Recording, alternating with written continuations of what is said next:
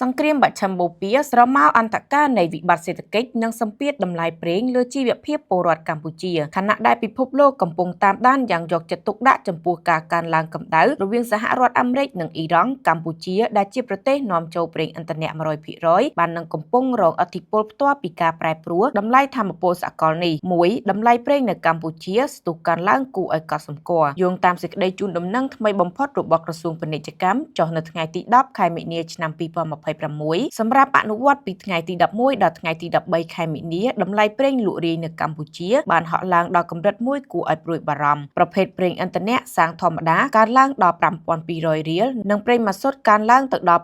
6,050 រៀលចំណុចកត់សម្គាល់តម្លៃប្រេងម៉ាស៊ុតបានហក់ឡើងខ្ពស់ជាងសាំងធម្មតាយ៉ាងខ្លាំងដែលនេះគឺជាសញ្ញាអាសន្នសម្រាប់វិស័យដឹកជញ្ជូននិងផលិតកម្មដោយសារម៉ាស៊ីនធុនធំនិងឡានដឹកទំនិញភាគច្រើនប្រើប្រាស់ប្រេងម៉ាស៊ុត 2. ផលប៉ះពាល់ខ្សែសង្វាក់ផលិតកម្មនិងតម្លៃទំនិញការកើនឡើងនៃតម្លៃប្រេងឥន្ធនៈមិនមែនប៉ះពាល់តែអ្នកចាក់សាំងឡានឬម៉ូតូប៉ុណ្ណោះទេប៉ុន្តែវាប៉ះពាល់ដល់សេដ្ឋកិច្ចទាំងមូលថ្លៃដឹកជញ្ជូននៅពេលប្រេងម៉ាស៊ុតឡើងដល់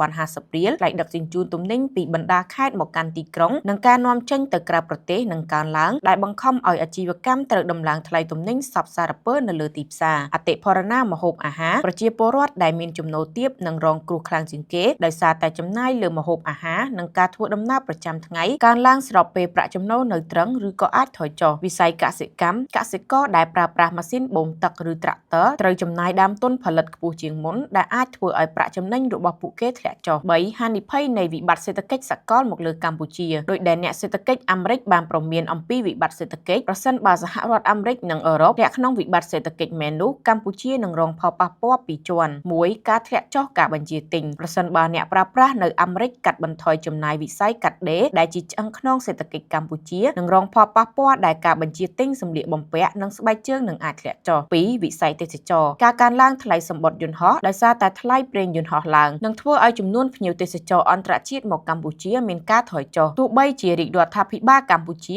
បានខិតខំជួយសម្រួលតម្លៃដោយបញ្ចុះតម្លៃលក់រាយចំនួន 6.5 សេនដុល្លារក្នុង1លីត្រដើម្បីជួយសម្រាលជីវភាពពលរដ្ឋក៏ដោយប៉ុន្តែប្រសិនបើសង្គ្រាមបច្ឆិមបូព៌ានៅតែបន្តឆាបឆេះហើយតម្លៃប្រេងសកលហក់ឡើងលើស